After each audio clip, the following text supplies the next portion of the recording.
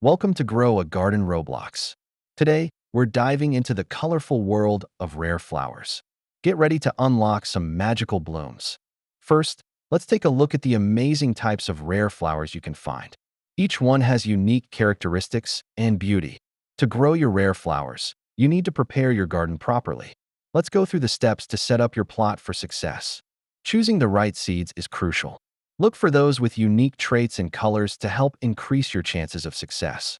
Remember, watering and fertilizing your rare flowers correctly can mean the difference between a thriving bloom and a wilted one. Keep an eye on your flowers. Knowing when they're ready to be harvested is key to enjoying their beauty. When it's time to harvest, make sure to handle them with care to prevent any damage.